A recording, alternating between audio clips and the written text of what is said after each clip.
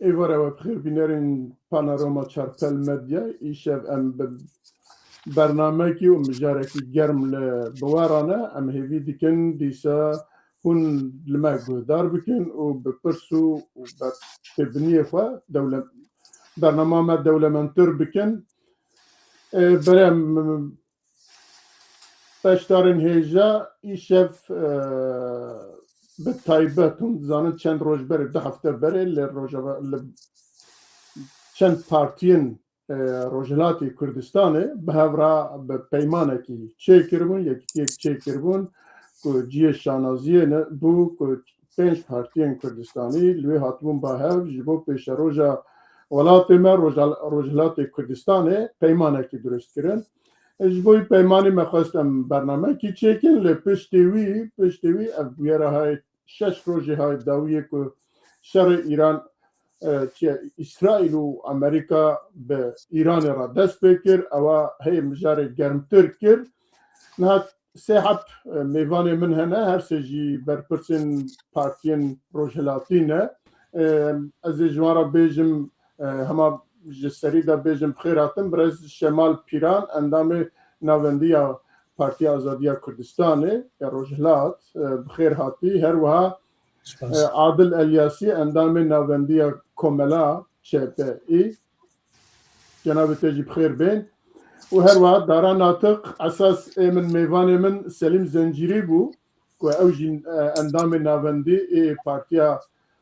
دموکرات کردستان ایران بو لجبر نازکیا هرما که اولیدجی و جبو اولهیه من نخواست یاجی اوی بینورن جبوی اون زنه که ایروژی 3-4 درونا لبارگه حیوان خبات خستم جبوی جی دجیوی دا برز داران ناطق که او بخجی اندام پارتی دموکرات کردستان ایرانه او هاتیه اما به هورا روژه نقاش بکن و همه یکسر ازی بچم سر مجاره من اوله اوه که ام دزانم اشیا پیمانه های داویه یا هفکاریه های داویه هفکاریه کی یا بجن هماهنگیه کی دنه بون 5 قولی که 5 پارتین کردستانی او چاق دیساجیته دا بون لیلی اوجی دمکی دریش کارین پراتیکی چالاکین هم لدیاسپورا هم جل ناولات کل کارا کرن لی اف پیمانه های داویه پیمانه کی دنیه که در روژین گرم دا پیکاتیه از سروان بپرسم پیشی چه فرق دنابره هر دو پیمانه ده هیه و پاشه جی از بزورم پرساخوی اساسی اما یکسر ایکو پیمانه درست کرنه یکی جی که اندامه ویه پارتی آزادیا کردستان دارا ناطق نزان جی برنامه کت یا جی چی بو اوی جاردون وره اما جی شمال پیران بپرسم فرقا بین او هماهنگیا بره که هبو 5 قولی 5 لایان سیاسی و ای وی پیمانی چی بود؟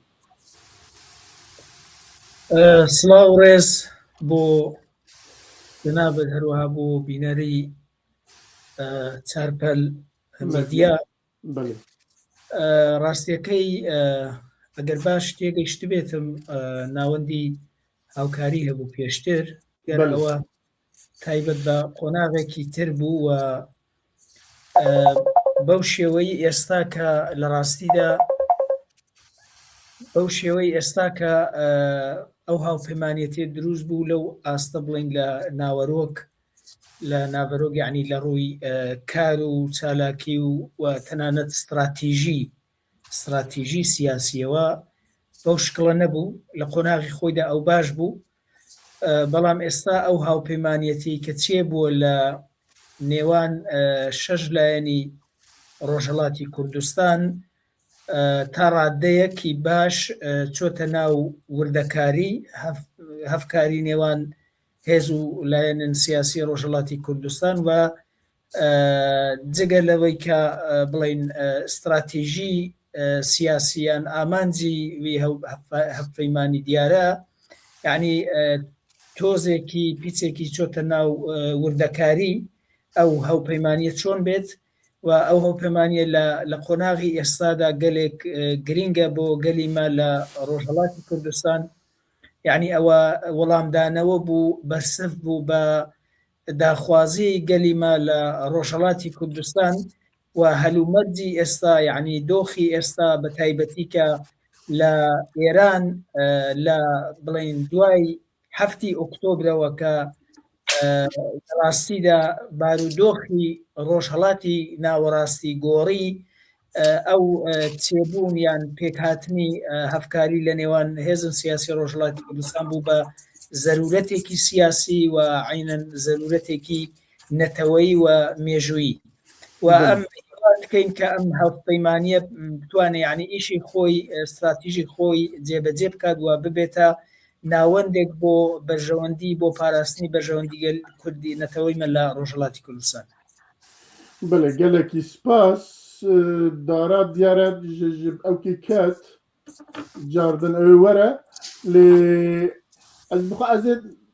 دارا لەبەر بیا منێ پرساخواژوی بکرا ئەزێ پاشێ بپرسم دوی هەفپەیمانیدا چه خاڵ هەنە یعنی بێژن دووارێ عەسکەریدا پێشمەرگەدا هەفکاری دێ ببە یان نەبە دو دووارێن بێژن سبەڕۆژ پاراستنا بچین کوردستانê parastina bajêr û îdarekirin bi rêvebirina bajara û ew kêdin her wiha diaspora û dîplomasî ev xalana yekûyeko ew bûye yan na diyar bûye yan na eva çiqasa giring e û divê giring be jî li ser wan xala li hev kirine yan na û a dibî ya herî giring ji bo dahatiya ya jî statûya Rojhilatê Kurdistanê êwe li hev kirine yan na ji bo statû êwe çi dibên yani çi dixwazin federalîzm e serbixweyî ye xwedmuxtariyet e îdareyî herêm e li ser çi xalî li hev kirine Pirsyareke li min bû na wala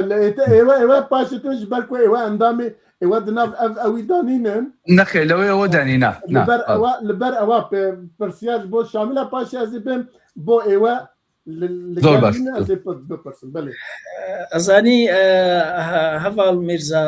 ئەف هەفەیمانیە لەسەر یعنی تقریبا 16 خاڵە 16 یعنی ئەوتێوی چێ کردووە لە هەفپەیمانی نوکە یعنی تەواو نییە هەموو تشتیوی کۆتایی نەهاتووە یعنی لەسەر چشتی گشتی هەفپەیمانی و ئەو هێزن سیاسی پێکەوە بڵین هەفپەیمانی چێکردنە بەس گرنگترین مهمترین خاڵیوی لە ڕووی استراتیژ بۆ گەلیمە بۆ نەتەوەیمە لە ڕۆژهەڵاتی کوردستان یعنی مافی دیاریکردنی چارەنووسی سیاسی ji بۆ نەتەوەی کوردە لە ڕۆژهەڵاتی کوردستان لە هەفپەیمانی هیچ ئاماژە بەوە نەکردووە کە گەلیمە نەتەوەیمە لە ڕۆژهەڵات فدرالیزم بێ خودمختاری بێ سربەخۆیی بێ یعنی هەفپەیمانیەکە بەس بنەمای سیاسی و بنەمای استراتیژی هەفپەیمانیەکە مافی دیاریکردنی چارەنووس گەڕاندنەوەی مافی دیاریکردنی چارەنووس بۆ نەتەوەیمە لە ڕۆژهەڵاتی کوردستانە و لە چەند ئاستی ترن یعنی ئەوە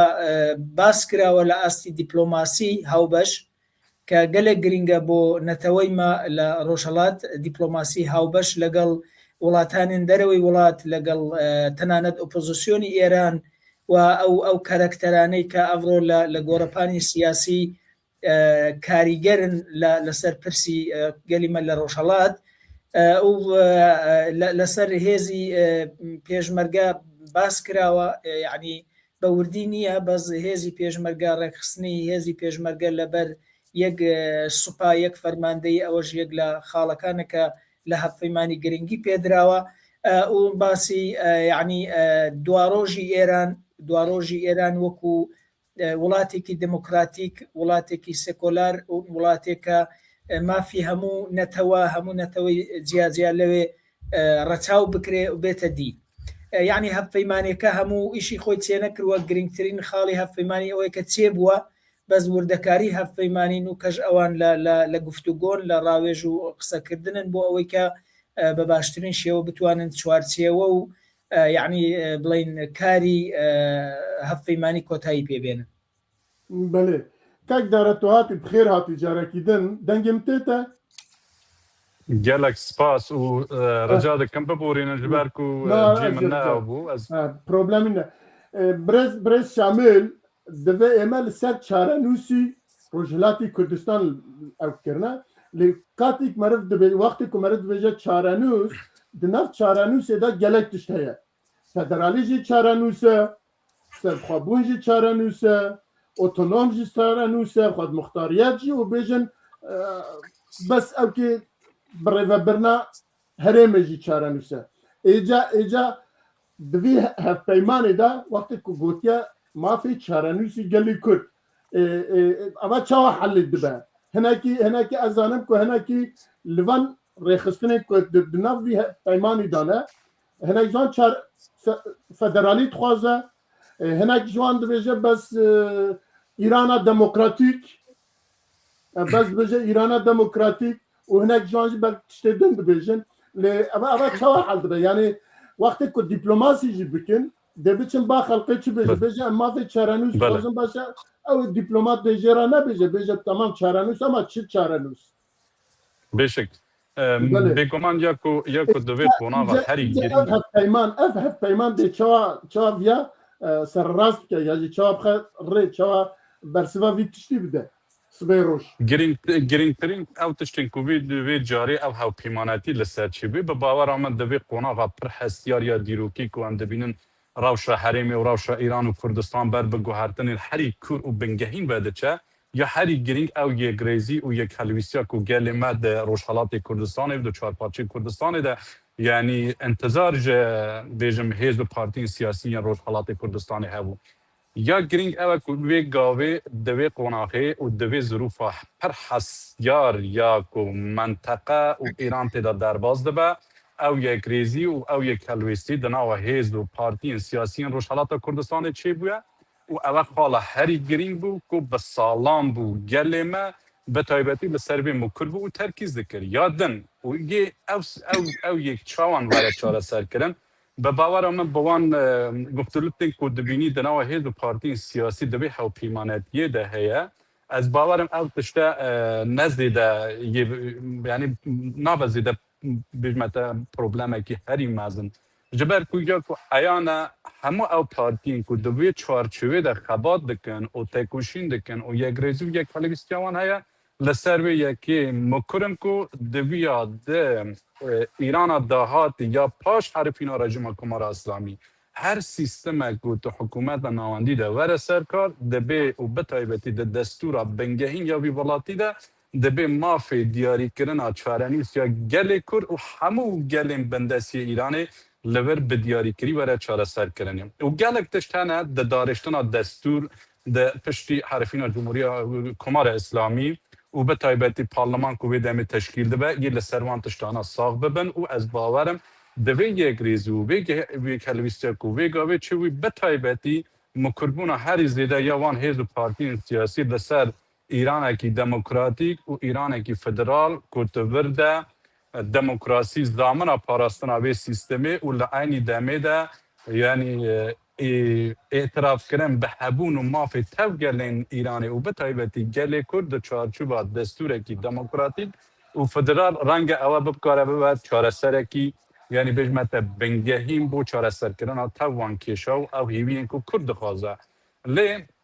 ya giring wekû ew ku hevalê me jî îşare pê kir bi rastî dîplomasiyekî hewbeş û hêza pêşmergên hewbeş û bi taybetî ya ku gelê Kurd û bi taybetî hêz û layenên siyasî partiyên siyasî di vê zirûfê de û rû li derve û li navendên biryarderiyê dunyayê hemû bi hev re bi yek deng bi yek reng bi yek helbîst temsîl li eradeya mafxwazî û azadîxwazî ya gelê Kurd li navendên biryarderiyên dunyayê û bi taybetî di wan hewkêşiyên siyasîyên ku di menteqê û di Îranê têne pêşê û ez bawerim de guhartinên ku di pêşerojê dêne pêşê û bi vê parastina vê yekgrêzî û vê helwîstî ew yek jî yê were çareserkirin ya herî giring ew bû ku min got ya ku bi zehmet bû û lê bi keyfxweşî ve ew yek hate cîbicîkirin ew yekgrêzî û او یک هلویستیه بکو چی بو بخوشیوان بله گلک سپاس امجی شانازن و کیف خوشن بو او یکیتی هم دزانه که حتی یکیتی نه به کرد ده نگیجنه مرامه خواه ده نگیجنه انجامه خواه جبوی اول جبو گلی کرد تایبت روجلات کردستان گلک گرنگه از بچم با میوان خواه دن که اوانا لدر وی یکیتیه نه از برز عادل الیاسی اندام ناوندی کوملا از جه بپرسم که سببی که اوانا دناو وی یکیتیه دانینن چیه و اوانا بخواد چه تخوازن کرم تگیشتی؟ بەڵێ زۆر سپاس کرماجەکەم زۆر باش نیە بەڵام پرسیارەکەت زۆر ڕۆشن بوو و تێگەیشتم ئێمە بۆ ماوەی 8 مانگ لە ناوەندی دیالۆگ ینی پێشەوەی کە ئەو هاوپەیمانیە فۆرم بگرێت بەشدار بووین و ئێستش هاوکاریەکی زۆر نزیک و چڕاوپڕمان لەگەڵ هاوپەیمانی ئەو شش لایەنەی کوردستان هەیە زۆر پەیوەندیەکی دۆستانەمان هەیە هەر لەم ڕۆژانەی دواییدا پێکەوە دانیشتوین لەسەر هەموو پرسە گرنگەکان گفتوگۆ و ڕاوێژمان بەیەکەوە کردووە بەڵام بۆچی بە فەرمی نەچوینە ناو هاوپەیمانیەکەوە هۆکارەکەی ئەوە بوو پێمان وا بوو هەندێ پرسیار و هەندێ پرس هەیە پێویستە زۆرتر لەسەری هاوڕایی کردداری بەدەستبێرین بۆ نمونە هەمومان کۆکین کە ئەبێ دیپلۆماسیەکە ئەو پرسانە وەکو چ کێجا پرس بەڵێ ئەرز دەکەم وەکو هەمومان هاوڕای کە ئەبێ دیپلۆماسیەکی هاوبەشمانە بێت لەسەرەوە هاوڕای کە هێزی پێشمەرگە و گریلا ئەبێ بە بڕیاری هاوبەش بەکار بهێنرێت لەسگەرەوە هاوڕای کە لە بەرابەر دەوڵەتی ناوەندی ئێستا و داهاتوویشدا ئەبێ نەتەوەی کورد و خەڵکی کوردستان هاودەنگ بێ بەڵام لەسەر بۆ نمونە ئەوەی کە دیپلۆماسیەکە زۆرتر لەگەڵ کێ دیپلۆماسی بکات بە شێوەی زۆر تەواو گفتوگۆمان نەکردووە هێشتا بۆ نمونە ئێمە خۆمان بە ڕێکخراوێکی چەپ بزانین پێمان وایە دیپلۆماسی کە شکلی گرت بێ هەوڵ بدا پەیوەندیەکانی تەنها لەگەڵ دەوڵەتەکان نەبێت کە ئەو پشتیوانی و دەوڵەتانە وەربگرێ بۆ هەر شتێکە بێمە ناوەندی نەونەتەوەی زۆرمانەیە ڕێکخراوی مافی مرۆڤی زۆرمانەیە ڕێکخراوی پاراستنی بەرژەوەندی ژنان نەتەوە بندەستەکان ئێمە زۆرتر تەمایلمان بۆ نمونە هەیە دیپلۆماسی بەکار بهێنرێ بۆ ئەوەی کە بیرروڕای کۆمەلگای نێونەتەوەی کۆمەلگای ئازادی خواز بهێنرێت بە پشتیوانی لە ڕۆژهەڵاتی کوردستان بکە لە ڕۆژئاوا لە بیرماندێ ڕۆژئاوا چەندە کەسایەتی ئازادی خواز هاتن چکیشان هەڵگرت و گیانیشان لەوێ لە دەستا ئێمە زۆرتر تەمایلمان هەبوو بۆ نمونە ناڵم لایەنەکانی هاوکارمان ئەوەیان ڕەت کردوتەوە بەڵام ئێمە چونکە پێمان وا بوو لەو بارەوە بە پێی پێویست و لە حەدی کافی گفتوگۆمان نەکردووە ئێستا زووە بۆی کە پلاتفۆرمێک واژۆ بکرێت بەڵام هاوکاریەکە و ئەساسی هاوکاریەکە لەسەری کۆکی با نمونەیەکی تریش بێنمەوە بەکارهێنانی هێزی پێشمەرگە و گریلا و هێزی چەکدارە ئێمە لەسەر ئەوە زۆر پێداگیری ئەکەین کە هێزی ئێمە هێزی پێشمەرگە و هێزی گریلا هێزی ئازادی خوازن ئەوانە نابێ ببن بە پاشکۆی پرۆژەی دەوڵەتانی جیهانی زلهێزانی جیهانی ئەبێ زۆر لەوێ دقت بکەین ئەبێ زۆر بۆ پرسە بە هەستیاریەوە هەست و کەوت بکەین کە سبێنێ دەوڵەتێک نەیە بەکارمان بێنێت و دواتریش کە بەرژەوەندەکەی تەواو بوو پشتمان چۆڵ بکە ئێمە زۆرتر ئەبێ کارێ بکەین هێزی پێشمەرگە و هێزی گریلا پشتیوانی جەماوەری ئەوەندە بەهێز بێ کە دەنانە دەگە دەوڵەتیش پشتی لێکرد ئەگەر هێزێکی دەرەکی و پشتی لێکرد ئەو بە پشتیوانی جەماوەرەوە پشت ئەستور بێ و بە ئاسانی نەتوانێت شکست بێنێ بۆ نمونەوە چەند نمونەیەکە لەو بارەوە مە پێمان وا بوو هاوکاریەکە پێویستی بە هەندێک گفتوگۆی زۆرتر هەیە بەڵام دووپاتی یەکەمەوە هەر ئێستاش هاوکاری باش لە بینمانە هەیە و پێکەوە گفتوگۆی باشمان هەیە بەڵێ گەلێکی سپاس لێ مەسەلا دیپلۆماسی ئەلبەت بەس بوو دیپلۆماسی لەگەل دەوڵەتاژی دیپلۆماسی دەبە لەگەل بێژن ئالیەن سڤیلجی دیپلۆماسی بە ئەنگۆ ئۆژی دیپلۆماسی بە و هەر کەسەژی دیپلۆماسی بە ئێجا ئەم لایەنێک و شەش ئەوکن ئەوەنە لە دژوانێک و لەگەل ئەنگۆ ئەوەیە دیپلۆماسی بکرد ئەوە ئێمە هیچ ناکۆکیەکمان لەو بارەوە هیچ هەواڵانمان ناوتنە بەڵام وتمان هێشتا زوو ئەوە بێ ئەگەر قەرابێشتێ واژۆ بکرێ شتێ ئیمزا بکرێ دەبێت لەو بارەوە بە تەواوی یەک تەسەورمان لە ڕاستیەکان هەبێ کۆک بین بە تەواوی لە جزئیاتی ژار کۆک بین جاتواتر بڕۆین شتەکە ئیمزا بکەین ئیمزاکردنەکە کاتێ هاوکاریەکە هەیەەوە بخرێتە قۆناغی کۆتایی وەنە لە قۆناغەکانی یەکەمدا شتێک واژۆ بکرێ بەڵام دوایی هەریەکی بۆ خۆی تەرجمەی بکاتەوە هەیەکی بۆ خۆی تەسەوری لێ بکات و ئەو کاتە ناکۆکی دێتە پێشەوە لەوانەیە ناوەندەکە چالاکیەکانی سەرکەوتوو نەبێ و ئەوەشە بێتە هۆ ئەوەی کە کۆمەڵانی خەڵک دڵسارد ئەبنەوە پەلەکردن لە واژۆکردنی پلاتفۆرمەکە ئێمە لەگەڵی نەبووین دەنا وەکو هاوکاری لەگەڵی هەی پرسی تر یعنی ئێوە گومان لێ هەیە کۆ هێزین پێشمەرگە و گەریلا کۆ ئەو شەش لایان بخن بن ئەمرێ بێژن لایانێکی تر لە گۆر ئەوانە بمەشینە کۆ ئێوە کێشە هەیە لەگەن ئێمە کێشیان لەگەڵ هەر ئێستاش کە ئەو شەش لایەنە گفتوگۆکەن ئەو ترس هەیە یاژی ئەو سینیان هەیە کە بخن بن ئەمرێ لایانێکی تر وەکی بێژن ئەمریکا و یاژی نظام کەسێکی تر و بچن شەر بکەن من هیوادارم وان نەبێ بەڵام ئێستا هەندێک نیشانەی وەلو لاواز هەیە کە ئەو هاوپەیمانیە بنەوە ئەگلانیکەم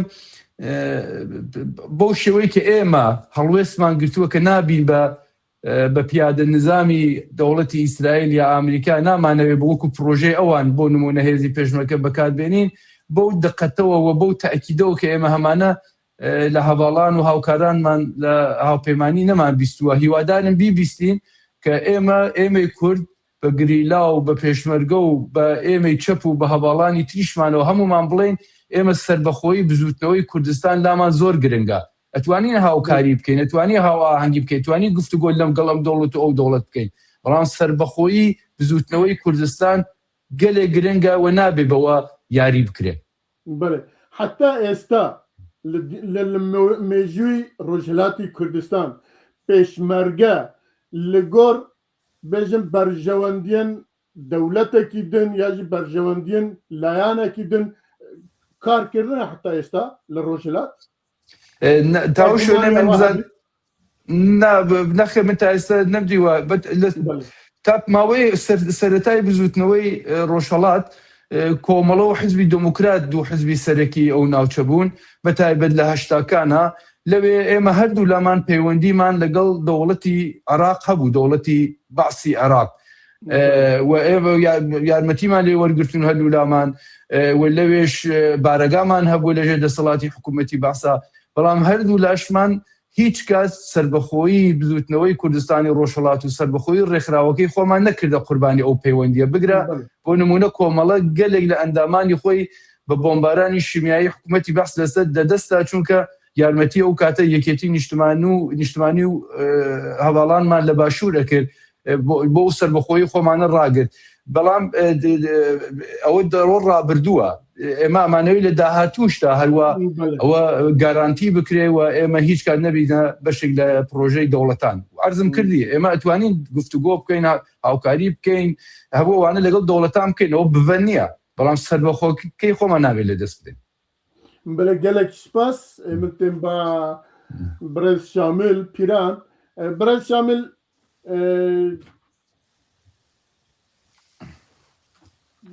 من جا ئەوە پرسی ژەکەک دارا پرسی لێ دixwazim شتێژی بپرسم یعنی مەسەلا ئەو کێدا مافێ چارەنووس divê ئێوە divê çi qasa zelal bibin ji ber ku mafê çarenûs terçawa mişkek dara pirsî ştê pirsim ka tu çi bêjî têda wek me got federalî heye serxwebûn heye otonom heye xwedmuxtariyet heye nizam çi heye tiştekî zelal nîne ji bo wî sibeyê roj dê nebe problem dê nebe kêşe di navbera de ji ber ku ez zanim hinekî layan di bername wan de wekû Hizbî Demokratîk Kurdistan di bernama wî anha da dibe federalî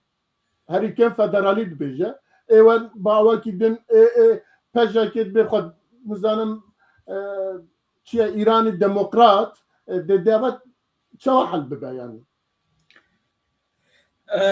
هەڤڵ میرزا یعنی کە ئێمە باسی مافی دیاریکردنی چارە نووز دەکەین باز لە پرەنسیپێکی جیهانی ئەەکەین کە ئەو پرەنسیپە بۆ هەموو نەتەوەی جیهان ڕەوایە یعنی ئێمە وەکو حیزبی سیاسی ئێمە لە ڕاستیدا هەرکام لە ئێمە استراتیژی خۆی هەیە ئەساسنامە و بەرنامە و پرۆگرامی سیاسی خۆی هەیە پارتی ئازادی کوردستان بەرنامەی خۆی هەیە و حیزبەکانی نێو بڵین هاوپەیمانیش بەرنامەی سیاسی و استراتیژی خۆیان هەیە بۆ نەتەوەی ما لە ڕۆژهەڵاتی کوردستان ئەمن پێم وایە وەکو حیزبی سیاسی وەکو هاوپەیمانی ئەرکی سەرشانی ما ئەرکی یەکەمی ما وەکو هێزی سیاسی ڕۆژهەڵاتی کوردستان وەک هاوپەیمانی ئەوەیە کە بارودۆخێک چێ بکەین کە نەتەوەی مە لە ڕۆژهەڵاتی کوردستان بکارێ بڕیار لەسەر چارەنووسی خۆ بدا چۆن بڕیار لەسەر چارەنووسی خۆ بە ئەم دەبێژین ئێمە نکارین بۆ نەتەوەی خۆ بێژین ئێوە دەبێت سەربەخۆ بن یعنی ئێوە دەبێ بە زۆری دەبێ فدرالیزم بخوازن خود مختاری بخوازن ئەم دەبێژین نەتەوەی مە دەبێ خۆ بڕیاری چارەنووسی خۆ بدا یعنی لە جەم ئێران دەمێنێ نامێنێ لە چوارچێوەی ئێران دەبێ خودمختاری دخوازێ فدرالی دخوازێ و سەربەخۆی دخوازێ بەس ئێمە وەکو ئەحزابی سیاسی بەرنامەی خۆمان هەیە یعنی هەفپەیمانی بە ئاشکرا دەبێژێ ئەم یعنی تێدکۆشین کورد لە ئێراندا بکارێ کە هەلومەرجێک چێبێ لە ئێران کورد بکارێ مافی خۆی چێ بکات جا ئەو مافە احتمالە یعنی لەبەر ئەوەی کارکتەری بڵین بوونی ینی کارکتەری جۆرا و جۆر لە گۆرەپانی سیاسی ئێران هەیە هەموو چشتە هەموو ئەوانە لە دەست کورد و بزوتنەوەی کورد نییە ئێمە لەگەڵ ئۆپۆزیسیۆنێکی ئێرانی تەڕادێک فاشیزم تەرەفین و ئۆپۆزیسیۆنی ئێرانی تانوکە یعنی باسی دان بە مافی کورد وەکو نەتەوە نانێت وەکو نەتەوەیەکی جیاواز وەکو ناسنامە و هۆویەتێکی جیاواز ئەم دەبێت خەباتی سیاسی بکەیت و ئەو خەباتە سیاسیە ئێمە وەکو هاوپەیمانی بۆ ملەتی خۆی دەبێژین ئەوە باشە بۆ ملەتی مە یا ئەوە شاشە بۆ ملەتی مە ئەون ملەتی ئێمە لە نەهایەتدا بڕیار دەدا لە کۆتایی بڕیار دەدا کە چ سیستمێک باشە و ملەتی ئێمەش لە ڕێگەی چێ بڕیار دەدا لە ڕێگەی حیزبی خۆی لە ڕێگەی هەڵبژاردن یا ئەوە لە ڕێگای هاوپەیمانی بۆ کاتێکی دیاری کراو بەس بە بۆچوونی ئێمە بۆ ئەوەی نەتەوەی ئێمە بتوانێت بە ئامانجەکانی خۆی بگا ئێستا هاوپەیمانی باشترین دەروازە باشترین دەرفەت بۆ ئەوەیە کە کورد لە ڕۆژهەڵاتی کوردستان پشتی پێ بەستێ و لە هەمان کاتدا لە عینی کاتدا پشتی بگرێ لە هاوپەیمانی کوردستانی هەموو چ شتێک یعنی لە داهاتوو باز دەکرێت دەخرێتە بەرباز و بۆ نەتەوەی مە چ باش بێ ئەوە دەکرێت مافی دیاریکردنی چارەنووس ئەسڵێکە کە ئێمە دەبێ بۆ ملەتی خۆمان بۆ نەتەوەی خۆمان بگەڕێنینەوە و ئەوە ئەرکی حیزبن سیاسیە و لە داهاتوودا ئەوە نەتەوەی مەیە بڕیار دەدا لەسەر سندوقەکانی دەنگدان لە جەوێکی دموکراتیک و ئازاددا کە چ دەخوازن بەڵێ gelek spas ez vî ewkî derbas dibim em bên bûyerên germ ku niha li Rojhilatê Kurdistan û li Îran bi giştî diqewme ez ê biçim ba birêz dara rewşa me çi ye anha ya ji rewşa Îranê çi ye bi kuva diçe ji ber ku ana em lê dinin behsa opozisyona dikin li Îranê li aliyê Faris bêjin opozisyon nîne eger dewletê Amerîka û ew ê dinê biçin opozisyonekî wekû Kurê Şah bînî werin dayne wê dikare be opozisyon Kurê Şah jî dibêje em welatekî yek deng û yek ziman û yek nizam çi dixwazin ev rewş de bigîje ku û ev şer dê heta ku biçe dawiyê da çi dibêjî بگشتی و دخوازم بیجم که براستی نها لهر داره آگر دواره شرکی گران لإیران و لحریم بردوام و دمشه و لهر کسی را که ایانا و خویا اکسون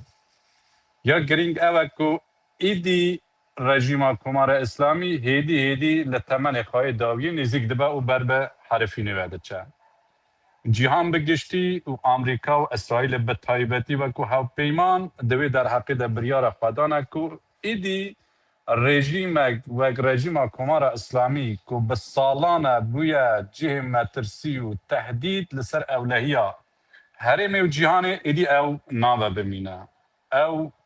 رژیم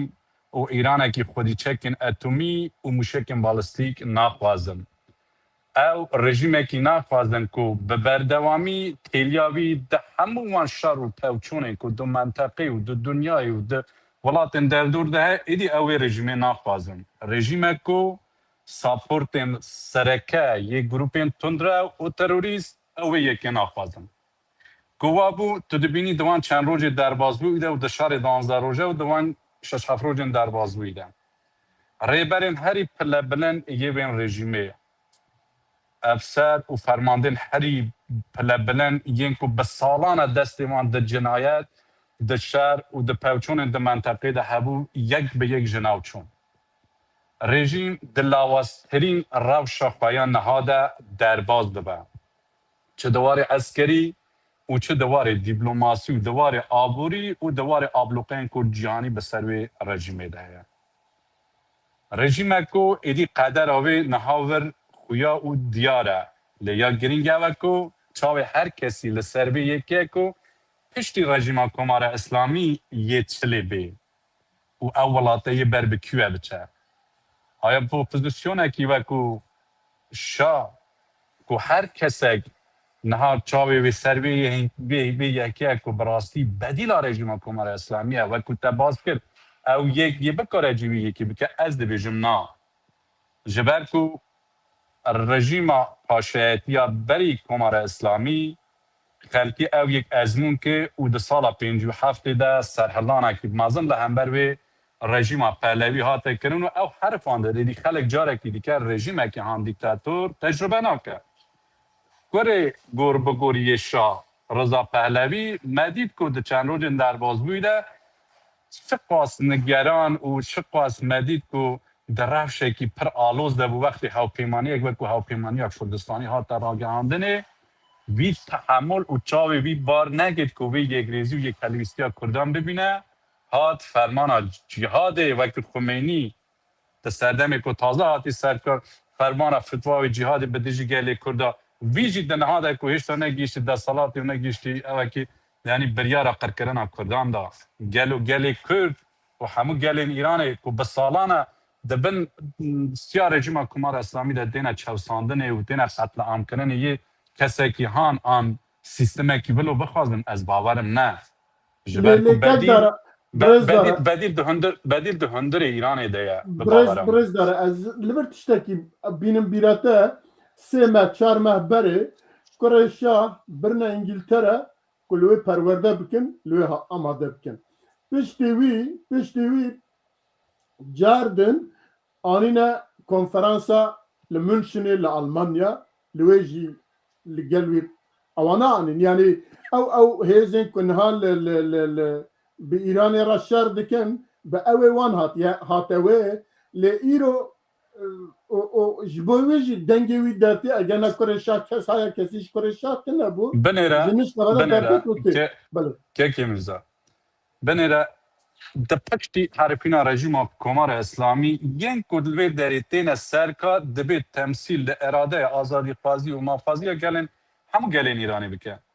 اره ول پرسکی دبیجن براستی رضا پهلوی تمثیل همو اراده آزادی خوازی گلن ایرانی دکن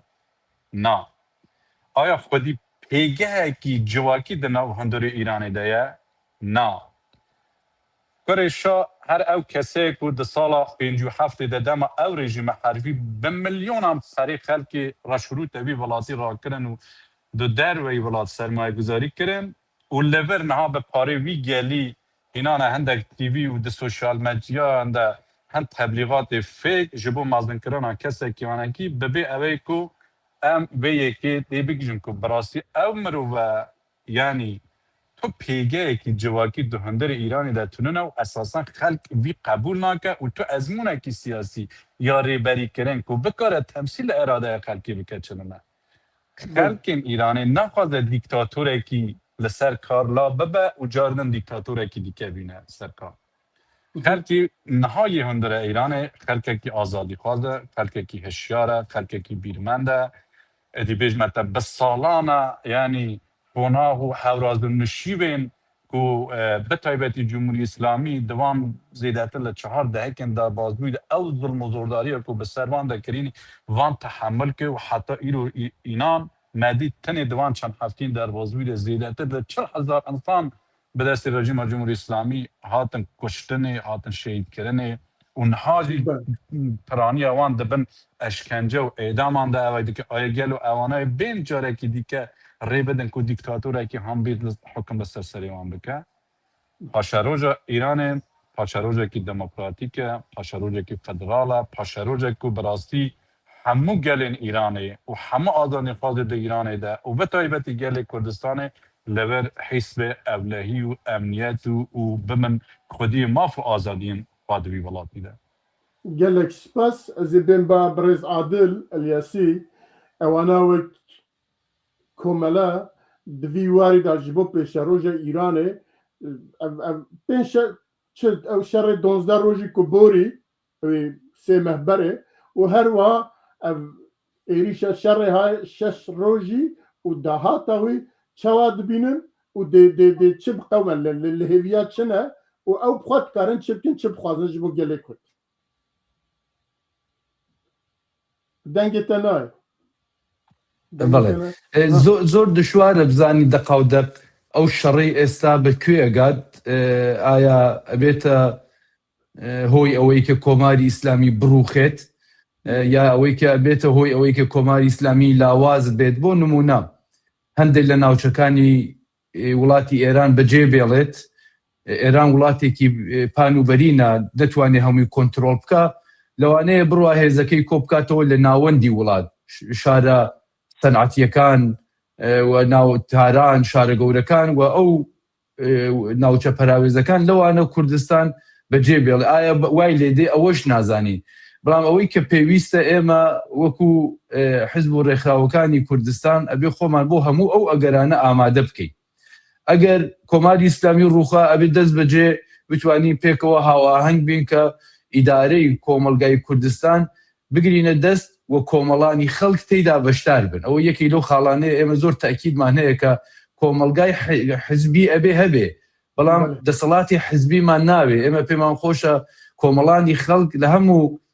ڕوتی بڕیاردانەکانی کۆمەلگا بەشداری بی بکەن و تەبیعەتەنەوە حزبش کە لایەنگری زۆری هەیە ئەتوانێ کاریگەری زۆرتری هەبێ لە لایەکی تریشەوە ئەبێ خۆمان بۆ ئەوە ئامادە بکەیت کە ئەگەر هاتوو پێویستمان بوو وەکو خەڵکی کوردستان نوێنەرایەتین هاوبەشمان هەبێت لەگەڵ دەوڵەتی ناوەندی یا لەگەڵ دەوڵەتانی ناوچەکە یا دەوڵەتانی زلهێز دەست بەجێ بتوانین ناوەندێکی ئاواش پێک بێنی لە ڕۆژهەڵاتی کوردستان ئەزمموی ئەوەمان هەیە لە ساڵی 1970 تا 80 حزبی دموکراتی کوردستانی ئێران و کۆمەڵە و چریکەکان لەو سەردەمە و شێعەزەدینی حسەینی هەیئەتی نوێنەرایەتیان پێکێنا بۆ نمونە لەگەڵ سەردەمی ئەو کاتەی کۆماری ئیسلامی وتوێژیان نەکرد ئەبێ ئامادەگیشمان بۆ ئەوە هەبێ ئەوەی کە کۆمەڵە چی بۆ کوردستان نەوێ ئێمە لە قسەی هەواڵانی شابوو باوەڕێکی زۆر قوڵمان بە مافی دیاریکردنی چارەنووس هەیە بۆ ئەڵێ مافی دیاریکردنی چارەنووس بە شێوەی تایبەت ناڵی فدرالیزم یا خودمختاری یا ئاوتۆنۆمی یا شتێکی لەو نۆعە ئەمانەوێ ئەوە بێڵینەوە بۆ کۆمەڵانی خەڵک بەرئەساسی هەلومەرجێک کە تێەکەوین لەوانەیە سەربەخۆیی باش بێت لەوانەیە مافی شارۆمەندی باش بێت یا هەر شێوەیەکی تر لەو کاتە حزبەکەی ئێمە هەڵوێستی خۆی دەربڕێ بەڵام شتێکە نابێ مامەڵەی لەگەڵ بکرێ مامەڵەی لەسەر بکرێ ئەویش ئەوەیە کە کۆمەڵانی خەڵک ئەبێ فرسەتێکیان هەبێ بە دەنگی خۆیان بڵێن ئەوەمان ئەوێ وەنە ئەوەی تر ئێمە هەوڵی نەخشی خۆی و خۆمان دۆری حزبی خۆمان ئەوە بینی کە ئەو هەلە بڕەخسێنی بۆ کۆمەڵانی خەڵکە بتوان ئازادانە دەنگی خۆیان بدەن جا لەو سەردەمەشە ئێمە ئەڵێن کام لەو ئەگەر لەو بەدیلانە بەدیلی باشترن بەڵام ئێمە مافی دیاریکردنی خەڵکی کوردستان تا جیابوونەوە و پێکێنانی دەوڵەتی سەربەخۆ بۆ واتایە بە ڕسمیەت دەناسین و زۆریش دژی بەڕاستی ئەو هێزە ناسیۆنالیستە فاشیستە ئێرانیانەی کە بە هیچ شێوێ مافی نەتەوەکانی ئێران و لە سەرویشانەوە مافی نەتەوەی کورد بە ڕسمیان ناناسن بازە تەمامیەتی ئەرزی و شتی لەو نوعا ئەکەن خەڵکی کوردستان بە قەوم ناو لێ ئەبن بۆیە ئێمە لەگەڵ هەواڵانی ترمان لە کوردستان حزبەکانی تر زۆر بە پێمان باشە کۆک بین بۆ نمونە لەگەڵ ئەو ئۆپۆزیسیۆنە هاوکاری نەکرێت قبلەن بووە بەداخەوە هیچ حزبێکی کوردی نەڕوات بە ناوی خەڵکی کوردستانەوە لەگەڵ ڕێکخراوی ناسیۆنالیزمی ئێرانی فاشیزم و شوێنیزمی ئێرانی هاوکاری بکە لەسەر بەرژەوەندەکانی خەڵکی کوردستان هیوادارم لەوێش بتوانانی بە تەوافق بگەین. بەڵێ gelek spas برێز شامل تو چ بێژی یانێ ڕەوشە ئیرانێ چاوە پشتی وی شەڕی یعنی هەم شەڕی 12 ڕۆژیە بۆری مەدید چاوا بوو و ئانها بە 6 ڕۆژە ئەمە بێژە لە حەمی دەرێن ناو دەسینۆری ئیرانێدایە هەر ڕۆژ بۆمبەیە شەڕە و لێتخە ئەمە بێژێت لە ئەسمانێ ئیرانێ ئێدی ئەو کەتیە دەستێ هێزن ئەمریکا و ئیسرائیلێ ژوی پێدا دە ئیرانێکی چاپ بخۆڵقە ئیرانێکی چاپ پێک وەرە ڕاستیەکەی ئێمە یعنی بەری لە شەڕی 12 ڕۆژەش ئێمە وەکو پارتی ئازادی کوردستان لەگەلێک هەفپەیڤن و تەلەڤیزیۆن و چاوپێکەوتن و مێدیا باسمان کرد کە ئەف شەڕە قۆناغی یەکەمە قۆناغی یەکەمە بە ئەو شەڕە کۆتایی نەهاتووە بەڵکو لە کوردی ئێمە دبێژین ئەوە بەرکۆڵ یعنی سەرەتای ئەو شەڕە گەورەیە ئەو شەڕە مەزنەیە کە ڕۆژێک لە ڕۆژان و بەم زوانە ڕوو دەدات یعنی دێتە ئەوە نوکە کۆماری ئیسلامی ئێران لە دۆخێکی هەرە خراپدایە یعنی ئێمە بە عەمەلی چاو لێ بکەین هێزی دەریاییوی تنە یعنی هەموو بە تەواوەتی لەلایەن ئەمریکا و هێزەکانی ئەمریکا و ئیسرائیلە و کۆتایی پێهات هێزەکانی هاوپەیمان بە تەواوەتی یعنی زاڵن بەسەر ئاسمانی ئێراندا ئەم بێژین پەدافەند ئەوی کە بڵین بەرگری دەکاوە بەرگری هێرشی ئەوە دەکا یعنی هێزی پەدافەندی کۆماری ئیسلامی ئێران تەواوەتی کۆتایی پێهاتووە هێزی موشەکی بالستیکی لە 90 بۆ 95 یعنی هاتۆتە خوارێ و کەم بۆتەوە لە ڕاستیدا کۆماری ئیسلامی ئێران بەرەو ڕووخان یعنی لە ڕووخان زۆر نزیکە هیچ شتێکی بۆ بەرگری لە خۆ نەماوە یعنی ڕاستە لەوانەیە بە هێرشی ئاسمانی تۆزێک ئەستەم بێت وڵاتێک بڕوخێ بەس ئێمە پێمان وایە دەرفەتی دیکە چێ دەبێ بۆ ئەوەی کە کۆماری ئیسلامی ئێران نەمێنێ یعنی سناریۆکان زۆرن ئەز نکارم بێژم کۆماری ئیسلامی ئێران کۆتایی چۆن پێدێت و یعنی چۆن ئەو شەڕە کۆتایی پێدێت سناریۆ یەکەم ئەوەیە کە ینی بەهێزترین سناریۆ ڕووخانی کۆماری ئیسلامی ئێرانە دوێ بەرپرسی جەنگ یعنی وەزیری جەنگی ئەمریکا بە ئاشکرا گوتی کە ئەوانە زۆر محافظەکارن یعنی گەلک زۆر شت نابێژن بێژێ کە ئێران کۆماری ئیسلامی ئێران تەواو و کۆتایی پێهات ئەوە قسەی ئەمریکاکانە و لە عینی کاتدا یعنی ئەوە سیناریۆی یەکەمە سیناریۆی دووەم ئەوەیە کە ئەو دەوڵەتە یعنی لەناو خۆی ئەو دەوڵەتەدا زۆر لاواز بێت و نکارێ ئەوە بکات و بۆ ئەوەی کە هەزینە و مەسرەفی ئەو شەڕەکەم بێتەوە دەوڵەتی ئەمریکا بێنێ لەگەڵ خەڵکێک کە جێ متمانەی دەوڵەتی بڵین ئەمریکایە سازشێ بکەوە ئەوە بکات وە سیناریۆی تر وەک هەواڵان بەحسیان کرد ئەوەیە کە بەشێک لە ناوچەکانی بڵین وڵاتە ناوچەکانی وە کوردستان و بەلوچستان و یعنی چواردەوری ئێران کە نەتەوەن ئێران لەو شۆنانە بکشێتەوە یعنی ئەم سیناریۆیانە هەیە بەس بەهێزترین سیناریۆ ئەوەیە کە کۆماری ئیسلامی ئێران بڕوخێت وەکو هێزی پێشمەرگە هەواڵی مەش باسکردن هێزی پێشمەرگە ینی نەتەوەی مالانی کەم ئێمە ئەگەر نەگەڕینەوە بۆ 100 ساڵی بەری 40 ساڵە 45 ساڵە نزیکەی نیو سەدەیە منەتەوەی مە لە پێناو مافی خۆی لە پێناو بەرژەوەندی خۆی خەبات دەکاوە پێشمەرگە خەبات دەکا خوێن و قوربانی داوە ئێمە وەکو هێزی پێشمەرگە وەکو پارتی ئازادی کوردستان وەک هەفپەیمانیش ئەمن پێم وایە هیچ کاتێک هێزی پێشمەرگە ناخەنە ینی دۆخێکەوە کە ناخەنە دۆخێکەوە کە قازانج و بەرژەوەندی کورد داهاتووی کورد لە ڕۆژهەڵاتی کوردستان گەرانتی نەکرابێت، یعنی بە پێی هەنگاوێکی نێودەوڵەتی بڕیارێکی نێودەوڵەتی ئەم کاتێک دەبێ هێزی پێشمەرگە بخەینە کار، کاتێک دەبێ هێزی خۆمان و یعنی هێزی کورد بخەینە گەڕ، ئەو کاتە بێت کە چارەنووسی کورد و مافەکانی کورد بڵین بە تەواوەتی تەزمین کرابێ، ینی زەمانەت کرابێت. ئەوەیە کە بۆیە دەبێت زۆر هەستیار بین لەم هەلومەرجەدا کە هێزی مەوەکو هێزی پێشمەرگە بتوانێت بە دەقیقی بجوڵێتەوە، نەبینە بەشێک لە شەڕێک کە دواتر ئێمە زەرەری لێ بکەین وەکو کورد. gelek spas Birêzdar Estême Bate lê nêrin di rojê hay dawiyê taybet di rojê hay dawiyê ku li hemî herêma Rojhilatê Kurdistanê bêje hemî bajar û navçeya em lê nêrin ciyên baregehên eskerî ê Îranê tê de hebiye eva tê wî meعنeyê ku Îran hê ji destpêka xwe ve heta niha Kurda wek dijmin dîtiye û xwe li wê xwestiye bicî bike û bicî biye. Lê eva di rojê hay dawiyê hêzên Amerîka û İsraîlê hema bêje hemî bajarên Kurdistanê çiqa baregehên eskerî ê hikûmeta Îranê hebiye li wê dixin heta diçin li ciyê polîs jî dixin ku ew kê bînin xwarê eva bixwe û her wiha dîsa ew telefona ku dibêjin Trump telefonê birêz Mustafa Hicrî kiriye, ewa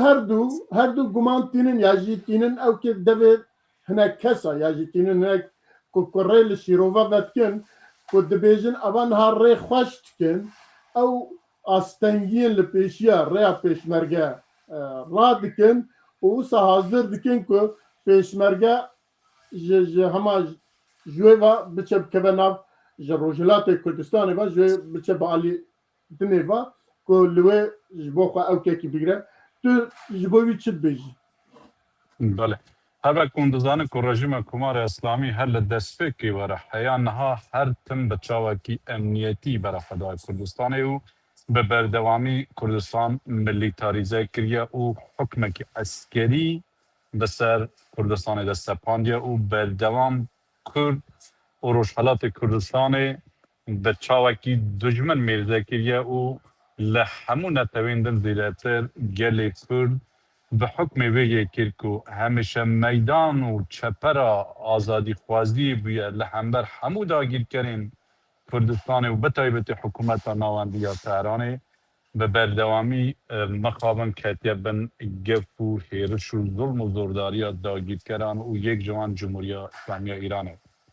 Ya ku hûn dibînin di çend rojên derbasbûyî de û bi taybetî di wan yek du roja de jî bi berdewam li Vurmiyê, li Mehabat, li Bana, li Pîranşer, li Sina, li Kirmaşa, li Îran, li her derê tu dibînî berdewam paygahên eskerî û navandên tepeserkariyên rejîmê di vê derê dikevne bin êrişa hewpêmaniyên weku Amerîka û İsraîlê derxer û eyankerê wê yekê ku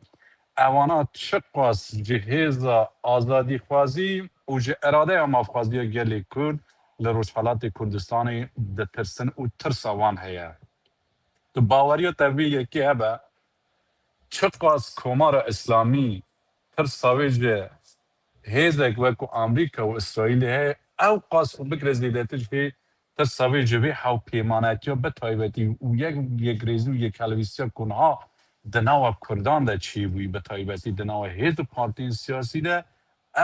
ew qas li wê zêdetir li wan ditirse. Ji ber ku ew baş dizanin ku Kurdistan li çav hemû netewên dinên Îranê û li çav tev wê coğrafiya mezina Îranê xwedî hêz û rêxistinek û organîzasyonekî tukme û rêxistî bûye bi derêjayê dîrokê heya niha.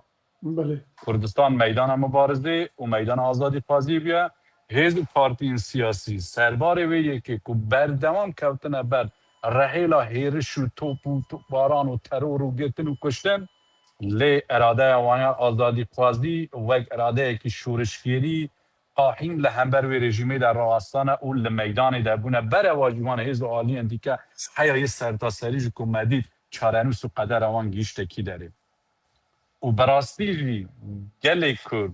Rojhilatê Kurdistanê û hewpêmanetiya ku di navbera hêz û aliyên siyasî yên Rojhilat de çêbûye yê temsîl li eradeya azadîxwazî û demokrasî bike li hemû Îranê de û bi taybetî li Kurdistanê de jî û hêza yêklakereve ye li hewkêşên paşerojê yên ku di Îranê têne pêşî û li rastî jî de Gereb Amerîka, İsraîl hemû ew cîhana ku bawermendin bi azadî û demokrasiyê li ser vê bawerê ne ku gelê Kurd dikare baştirîn hewpeyman be diwan hewkêşin siyasî yên menteqê û bi taybetî di Îranê têne pêşî û ew dikarin zamin û parêzerê vê azadiyê û vê demokrasiyê û yê bikarin harîkarekî baş yê bi demokratîzekirina Îrana piştî rejîma Komara İslamî bin û di vê derheqê de ya eyanek û hesabekî başî ser tê tekirin û li rastî de Kurd niha hêzin û dema tu hêz jî bûyî hesab jî ser te tê tekirin. Belê gelekî spas ez biçim ba Birêz Adil. Birêz Adil cenabê te çi dibêje? Yani wekî Birêz Dara jî behs kir bi rastî ku meriv lê nêra di rojê hay dawiyê meriv dibîne ku dagirkerî ev e da îşkal ev e ku li hemî bajar gund û bêjin dê û derên Kurdistanê Rojhilatê Kurdistanê dewleta Îranê baregahê xwe eskerî li wê durist kiriye li ber tirsa ku rojekî eger Kurd rabûn ku ji ber ku hemî dîrok ama 80 sal ama 1940 bigirin heta niha behsa Sinko û şikakî wê dina nekin hema çilî de werin heta niha Kurd her li ser piya bûne her tê koşane ji bo azadiya xwe ji bo azadiya welatê xwe û kê xwe ji bo wî jî dewleta Îranê jî ev 40-47 salê hay dawiyê hemî baregahê ji nevî zêdetir baregahê xwe li Kurdistanê durist kiriye û dewletên hay Amerîka û ew kê jî dîtin ku bi rastî ew e û di roja jî li wê dixin taybet li Herêma Kurdistanê dixin îca û li gor hinekî şîrovevana ya jî li gor hinekî ewka dibêjin ku ewana li wê dixin ku rêga ji bo pêşmerge rast bikin rihet bikin ku pêşmerge bitwane ji ew kê biçe Kurdistanê li wê bikeve nav axu û ji bo azadiya welat ya jî ew kê kar bike gero bi dîtina we sebebî wî ew e ya ji xwe Amerîka û İsraîl hema çi baregehê eskerî hebe ê desthilat ji xwe hema lê dixe êdî kîje herêm dibe bira bibe û yek jî telefona ku li gel Birêz Serokê Hizbî Demokrat Kurdistan Mustafa Hicrî kiribû Trump ew telefon û ev karê ha ku meriv bi hev re difikire hinekî şîrovevan dibêjin wela rêga xweş dikin ku hazir dikin heta gotin di roj berê gotin wela pêşmerge derketiya rê û diçe çiye wê derê hûn çi dibêjin deng دووبارە دەنگ بەڵێ زۆر ببوورن چەند شت لە یەک جیا بکەینەوە یەکەمیان ئەوەیە کە ئێمە نابێت زوود ڕست ینی پێش لەوەی کە کۆماری ئیسلامی زۆر لاواز بووە لە شارەکانی تری ئێران بە هەر هۆکارێک پێگەی لاواز بووە بڕۆین و پێشمەرگە ببینەوە شارەکان و شارەکان بکەینە مەیدانی شەڕ ئەوە هەڵەیەکی نەبەخشراوە ئەزمموی ساڵی 1970-1970 هەم حزبی دموکراتی کوردستان ئێران هەم کۆمەڵە هەیەتی لەوێ لەبەرەوەی کە شارەکان وێران نەکرێ پێشمەرگە خەباتی خۆی گواستەوە بۆ شاخەکان ئەیتوانی لە شارەکان بمێنێتەوە بەرەنگاریەکی زۆریش بکات بۆ نمونە لە شاری سنە بۆ ماوەی 24 ڕۆژ بەرەنگاری کرا لەلایەن پێشمەرگەوە بەڵام کە زانرا کۆماری ئیسلامی شارەکان نەکاتە مەیدانی شەڕ و وێران یان نەکات شاری بەجێهێشت ئێستا ئەوە هەڵەیەکی زۆر گەورەیە بە خاتری ئەوەی کە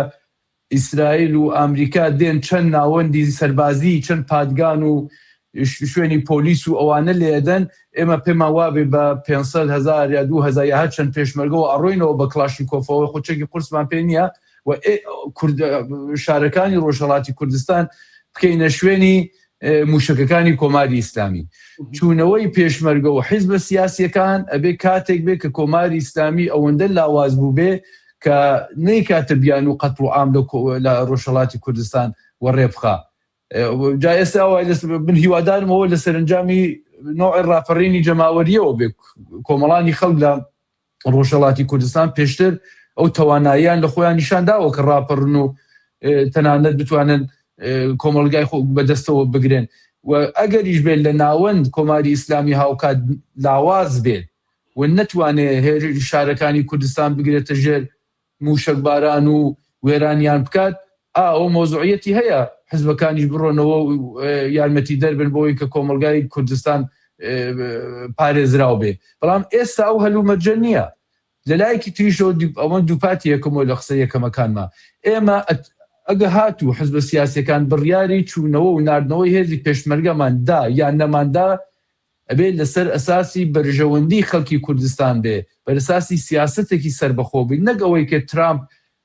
لەگەڵ ئێمە پەیوەندی بگرێت و بڵێەوە چەکتان پێدەم پارەتان پێدەم و سبەینێکە سیاسەتی گۆڕی وەکو ڕۆژاواش پشتمان چۆڵ بکە. یعنی ئێمە ببین بە سەربازی ئەمریکا بڵێن بڕۆنە پێشەوە بڕۆینە پێشەوە بڵێ وەرنە دواوە وەرنە دواوە هەر چەکتان پێدەم بڵێن ئەوە ئەو حاڵەتەیە کە بزوتنەوەی کوردستان ئەتوانێت سربەخۆیی خۆی لەدەست بدا ئەبێتە ئامرازی دەستی ئەم دەوڵەت و ئەو دەوڵەت جا بۆیە ئەمریکا و ئیسرائیل بە شوێنی سەربازی کۆماری ئیسلامی بدە من خۆ ناڕەحەت نیم ڕاستەکەی با سەرانی کۆماری ئیسلامی بکوژێ پێی ناڕەحەت نی بابیان کوژێ. بەڵام ئەگەر هاتوو لە حزبی کوردی حزبی کوردستانی وەکو سەربازی ئامریکایی کەڵوەت بگرێت نە بەوە خۆشحاڵنی بەوە خۆشحاڵنی.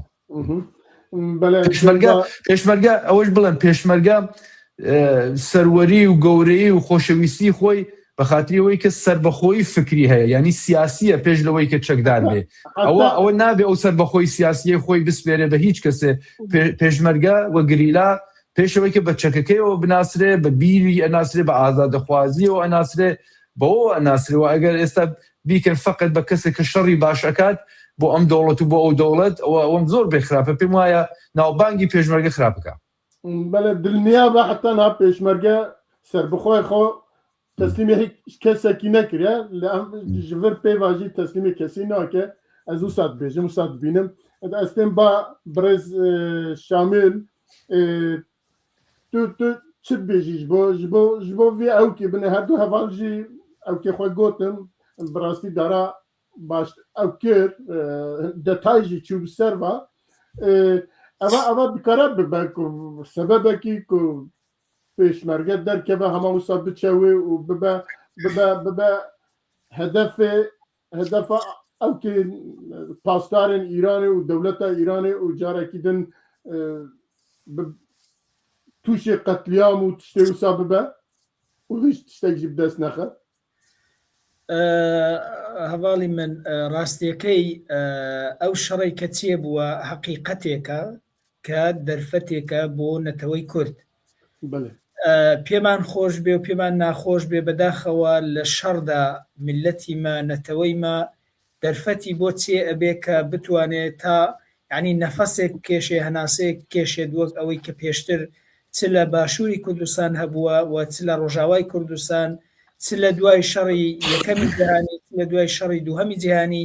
یعنی کورد لە ئاشتیشدا و لە شەڕیشدا دەرفەتی بۆ هەڵکەوتووە بەڵام ڕاستیەکەی دەرفەتی زیاترەکەی لەو کاتەدا بوو کە لە شەڕدا بووە. ئێمە بەڕووخانی کۆماری ئیسلامی دڵخۆشین کە کۆماری ئیسلامی نەمێنێ ئەو دەوڵەتە زاڵمەی کە زاڵمێکە بە نزیکەی نیو سەدەیە کورد دەچەوسێنێتەوە کورد قەتڵ و عام دەکا خان و ژێرخانی ئابووری وڵاتی ئێمە لە ناو دەبا هۆڤیەت و ناسنامەی ئێمەی وەرگرتووە ئەمانە هەمووی بۆتە هۆکار بۆ ئەوەی کە نەتەوەی ماک و حەزبکە کۆماری ئیسلامی نەمێنێ و ئێمە دەستی ئەو کەسە دەگوشین کە کۆماری ئیسلامی لە ناو دەبا و دەرفەت دروست دەکا بۆەوەی کە گەلی کورد بتوانێت چارەنووسی خۆی جێبەجێ بکات. بەڵام بۆ مەسلەی پێشمەرگە من بەریش عەرزم کردن ڕاستیەکەی ئێستا دەرفەتێک چێ بووە کە ئەوانە بتوانن کۆماری ئیسلامی لەناو بەرن ئەوانە دەوڵەتن بەهێزترن لە کورد بەهێزترن لە پێشمەرگە و دەکارن دەتوانن کە ئەگەر ئامانجیان ڕوخاندنی کۆماری ئیسلامە بێ بیڕوخێنن و ئێمە دەبێت لە دەرفەتێکدا وەک پێشتریش باسم کرد پێشمەرگە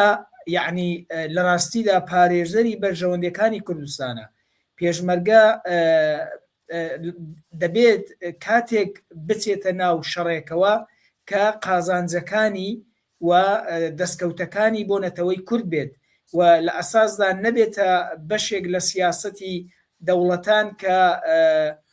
دواتر چارەنووسی دیار نەبێت دواتر خوێن و خەباتی کورد و قوربانی کورد ببێتە قوربانی یان ببێتە دەستکەوت بۆ دەوڵەتانی تر و کوردیس قازانجێکی تێدا نەکە وەک من باسم کرد ئەمە دەرفەتێکەوە کورد دەبێت زۆر ئاقلانە لەم دەرفەتە کەڵک وەربگرێت ئەگەر پێویست بوو و کورد هاوپەیمانی هێزە سیاسیەکان هەمویان پێکەوە بڕیاریاندا کە پێشمەرگە دەبێت بەشداری بکات لەو شەڕەدا و سەربەخۆ بوو ئەو بڕیارە و ئەو بڕیارە متمانە پێکراو بوو لە قازانجی کورد بوو ئەمن پێم وایە هیچ کێشەیەکی نییە بەڵام هەتاکو ئێستا هیچ بڕیارێک نییە کە پێشمەرگە بەشداری بووە پێشمەرگە نەچۆتەوە ئەو دەنگۆیانەی کە هەبووە ئەو شتانە هەمووی دەنگۆ بوون و ئێمە و پێشمەرگە و حیزبە سیاسیەکان و هەمووی پێکەوە لە ڕاستیدا دەبێت لە دەرفەتێکدا بچینە ناو ئەو وەزعەوە کە قازانج و بەرژەوەندی خۆمان تێدا بێ و بتوانین نەتەوەکەمان دوور بخەینەوە لە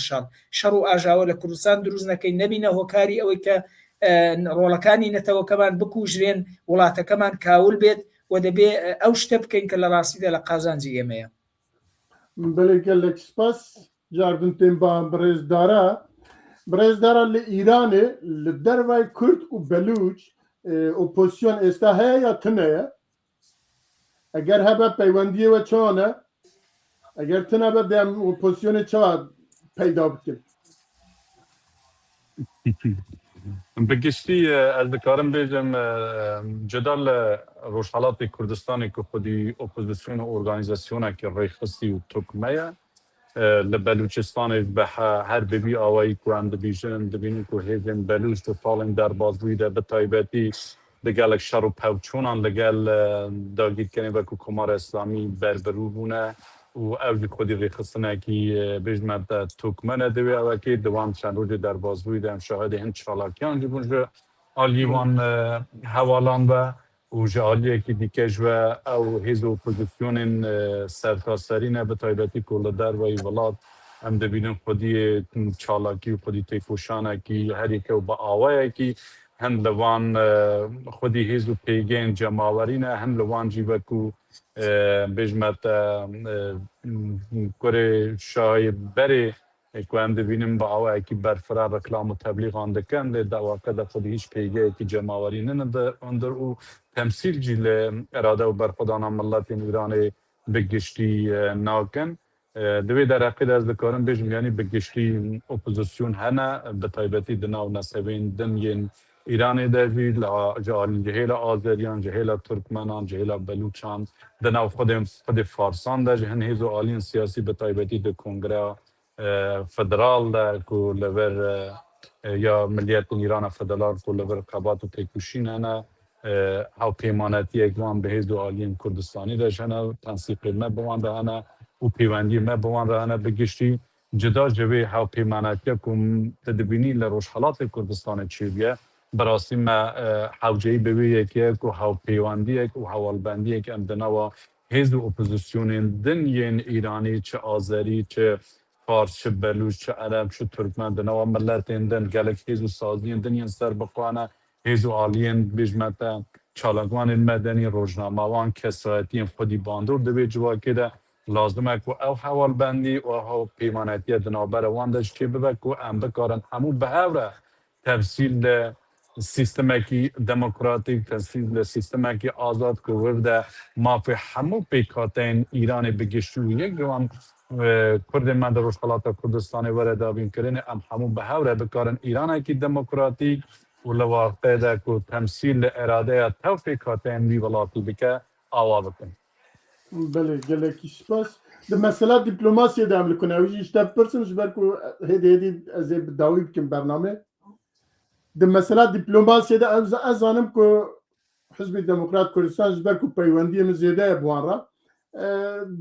دیپلماسیه دا توزاکی لپیشن باشن لینها به تایبت دوی روشی دا دبی دیپلماسیه کی بگشتی هبه که همی کرده تمثیل بکه ام لدیپلماسیه نهال کنه بگشتی از دکارم برم دوار دیپلماسی و حزب دموکرات کردستان ایران به تایبتی همیشه لسر به باوری بیاید که به تایبتی رهبری به حزب که لازم ام پرسا کرد دا آسا نواند بریارداری این دنیا و دا آسا دنیای بگشتی ده ام پرسا کرد به حزبی نیکن یعنی نه لازم مثلا کرد مثلا کردستانی به حزبی وره کرنه لازم هیزو آلین سیاسی بگشتی همو به هوره با آوائی که یک دن با آوائی که یک رز و یک خلویست براستی تمثیل لحمو خبات و تیکوچنا گلی کل رو حالات کردستانی بکنو کرد وکو کردستانی و وکو نتوه به مخاطب بیتا گرتنه نه به امره بدن نه لحن با دموکرات و نه لتفهید و آلین سیاسی که براستی مسئله کرد و پرسا کرد آسا ناواندین بریاده ده به حزبی بیتا کرنه آن وکو حزب به مخاطب ورک گرتنه لازم اکو گلی کرد و کردستان بگشتی وکو نتوه به مخاطب ورک کرنه و لسر به پرنسیبی و به تایبتی دوی هاو پیمانتی کو چی بوجی ام پیدا کرن و به کیف خواشی وجی کو ام دبینم به تایبتی دوان وان چند هفتین در بازی و دوان چند روزین پیش آمد مدید کو براستی هیچ عالیه ماین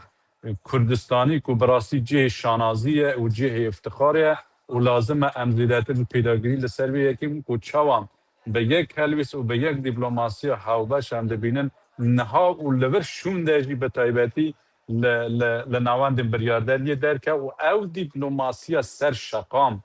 یا کو ده چند هفتین در باسوی ده به تایبتی ده پرسا مثلا کرد روج آواده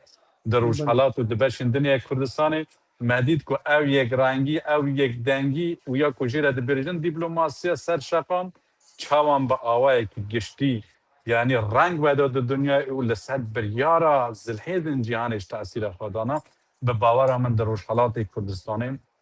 لازم او دیپلماسی با آوائی که هاوبش به مشنه و کاکشاسیان و کو حزب بگشتی بله گلکی سپاس تیم با برس شامل از هدی برنامه او بینم دوار دیپلماسی دا جناب و تشتک دبیجه اگر هبه گوتنه خواهی داویه جی کته خوازی بیج حتانا نگوتیه بیکو از بپرسم گوتنه خواهی بیجی که هم هدی تین داویه برنامه دنگی تا گرتیه گەلێک سوپاس بۆ جەنابت بۆ بەرنامەکەت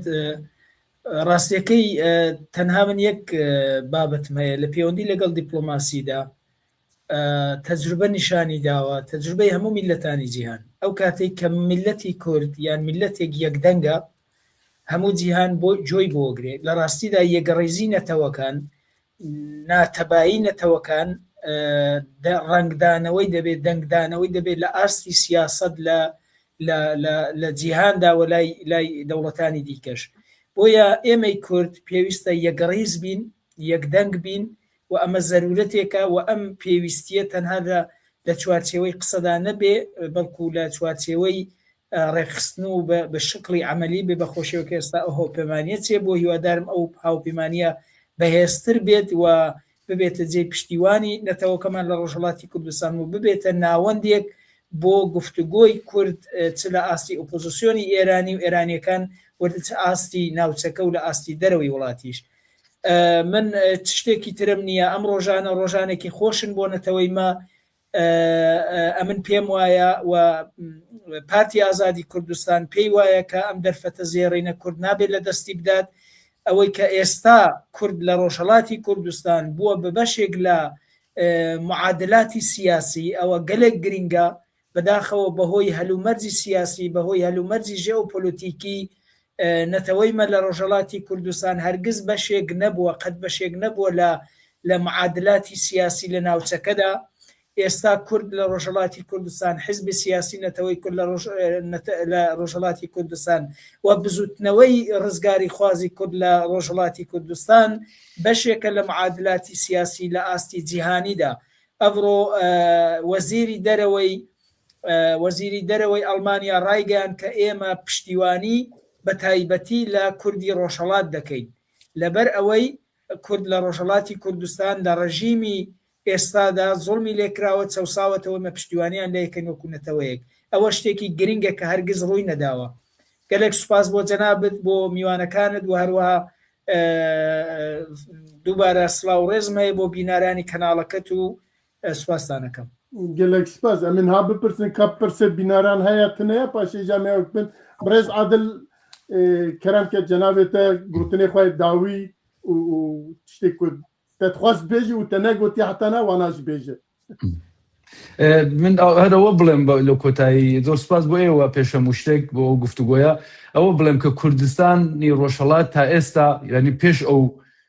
گۆڕانکاریانی ئێستاش وەکو کۆمەلگایەکی ئازادی خواز و فرەچەشن و دموکراسی خواز نازراوە کە لەوێ بیری جیاواز هەیە حزبی سیاسی زۆرمان هەیە کۆمەلگایەکی مۆدەرنین بە واتای واقعی کەلیمە ئەگەر وایە ئەبێ ئەو ناسنامەی خۆمان ڕابگرین یعنی ئێمە نابێ هاوکاری ئەەکەین پێکەوە یەکدەست ئەبین لە بەرامبەر دوژمنەکەماندا ئێمە هاوڕا ئەبین بۆ ئەوەی کە کۆمەڵانی خەڵک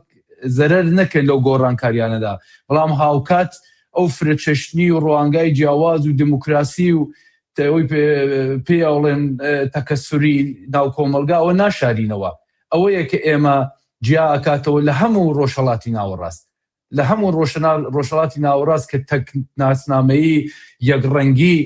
بە زەبری چەک و بە زەبری دیکتاتۆری ئەسەپێنن بەسەر کۆمەلگا کوردستانێکی کراوە حزبی جۆرا و جۆرەوە قسە لە 6 و 7 و 8 و بگرە زۆرتر حزب بکەین هەمووی بە بەرنامەی جیاوازەوە پێکەوە گفتوگۆی شارستانیانەیان هەیە بەڵام هاوکاتیش جیاوازیەکانیان ناشانەوە هاوکاریش پێکەواکەن من هیوادارم ئەو گۆڕانکاریانەی کە ئێستا لە ئاورادایە کە لە شەڕە و خەڵک لە ترس و نگەرانی شایە و هاوکاتی دڵخۆشن نەبێتە هۆکاری ئەوەی کە ئەو دوو ڕێگە ببڕین جیاوازی و هەمەڕەنگی و فرەڕەنگی هاوکاتی هاوکاری و پێکەوە ژیانێکی دیموکراسیانە لە ناوخۆ وەڕوو بە خەڵکی تری لە دەرەوەی کوردستان gelek spas biraderekî pirsekî heye ez wî bixwînim dibe peywendî di navbera Kurdan û Azeriyan da heye yan na xeteriya destwerdana dewletên cîran heye yan na bi mesela Azeriye ku Tirkin Tirkmanin û bêje xeteriya Tirkiye dibe li ser ev kara heye yan na بەڵێ هەیە من بە کورتی جواب دەمە لای خۆمەوە ئەزمموی خراپیشمان بەداخەوە هەیە لەو سەرەتای شۆڕشی ساڵی 79 بەداخەوە ناکۆکیەک لە بینی کوردەکان و ئازەریەکانە هاتە بەرەوە گرژی لێ وەشایەوە ئێستا دەوڵەتی تورکیا بە تاکیدەوە تەداخل ئەکات لەوانەیە دەوڵەتی ئازەربایجان تەداخل بکە هێزی ناسیۆنالیزمی ئازەربایجانی زۆر تونڕۆمان هەیە من هیوادارم لەناو خەڵکی کوردستاندا و لەناو حزب سیاسەکانی کوردستاندا هیچ کات ڕوانگەیەکی دەمارگرژانە نەبێ و ئێمە پێش بگرین لەوەی کە ئەو ناکۆکیە بێت وە نەهێڵین دەوڵەتانی دەرەکی تەداخل بکەن لە هەلومەرجی ڕۆژهەڵاتی کوردستان بەڵێ هەواڵێ mêvanên din hûn dixwazin bersiv bidin viya ya bes bersivawî yekdara dîtî divê peywendî di navbera Kurdan û Azeriyan de heye yan na berî cevabim bi rastî bibûrînin bi rastî cî min mekanê ezanin ji bo êsta nebû pir bi zehmet bilê min nazanim çi derbazbû lê li dawiyê dezgeşmê de ya rastî ez pir yanî muwafiqê axaftinê wî hewalêmer me divê derheqê de bi taybetî lazim e em pir hişyar ben di salên berê de û bi taybetî çi li serdemê rejîma paşayetî û çi li serdemê rejîma Xomênî de bi berdewam dagîrkerên Kurdistanê hevdane ku nakokiyên di navbera Kurdan û Azeriyan de çê bikin ew nakokiye bi ihtimala zor car din bi taybetî ji aliyê hin hêz û aliyên tundrew hin kesên ku divê derheqê de bi taybetî şûnîstin bi taybetî jî li nav xwedê Azeriyan de hin alî hin cet hin kes hin şûnîs hene ku berdewam hewl didin vê nakokiyê zerf bikin renge di pêşerojê de têliya dewleta Tirka jî têde be ya Azerbaycan jî têde be û em niha de wan sîgnalana dibînin bi taybetî یعنی حرما اورمیه و پارێزگا اورمیه بگشتی ده یعنی ده قۆناغێکی پر حساس و دیروکی ده لازمه هێز و ئالیên siyasî yên Rojhilatê Kurdistanê پر bi hişyarî yani mêzeyê vê meselê bikin û li ser bihewrejiyanekî aştiyane ya di navbera hev pêkhateyên vê parêzgahê û bitaybetî Kurd û Azeriyan divê em li ser vê yekê